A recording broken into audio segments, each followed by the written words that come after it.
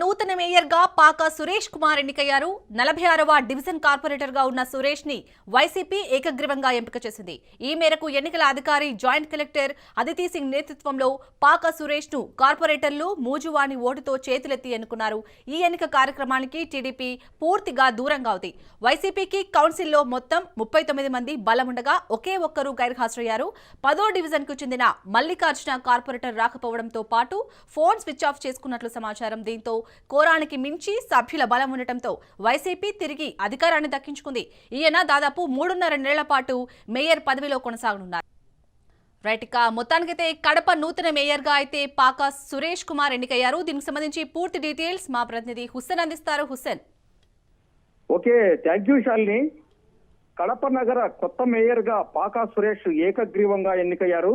గడిచిన కొన్ని నెలలుగా ఉత్కంఠను రేపినటువంటి ఈ పరిణామం ప్రశాంతంగా ముగియడంతో అటు రాజకీయ పార్టీలతో పాటు జిల్లా యంత్రాంగం పూర్తిగా ఊపిరి పీల్చుకుందని చెప్పుకోవచ్చు.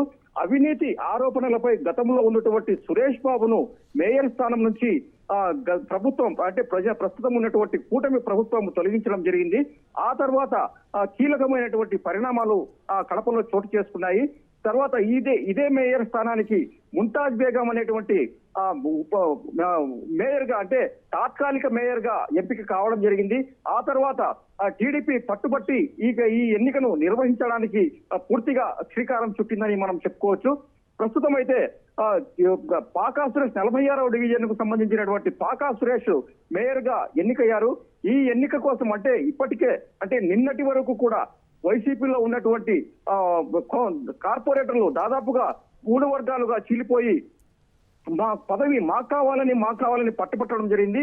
దీంతో మాజీ ముఖ్యమంత్రి జగన్మోహన్ రెడ్డి ఆదేశాల మేరకు ఆయన మేనమామ అయినటువంటి రవీంద్రనాథ్ రెడ్డి జిల్లా అధ్యక్షుడిగా కూడా ఉంటున్నారు.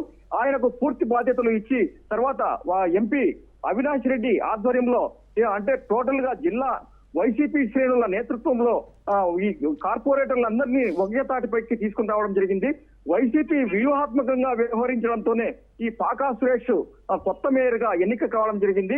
లేకపోతే టీడీపీ అనేకమైనటువంటి విధానాలకు కూడా గతం అంటే పాల్పడటానికి సిద్ధమైంది అనుకోవచ్చు. అయితే ఈ వైసీపీలో ఉన్నటువంటి వ్యవహారాలను అంటే గొడవలను తమకు అనుకూలంగా మార్చుకోవాలని నిన్నటి వరకు కూడా సంకల్పించింది. అయితే ఈ వ్యూహాల్ని దాదాపుగా వైసీపీ పసిగట్టి వైసీపీకి చెందినటువంటి కార్పొరేటర్లను అందరినీ ఒకే తాటిపైకి రప్పించి ఏకగ్రీవంగా అంటే పాకా సురేష్ ను ఎన్నిక చేసుకున్నారు.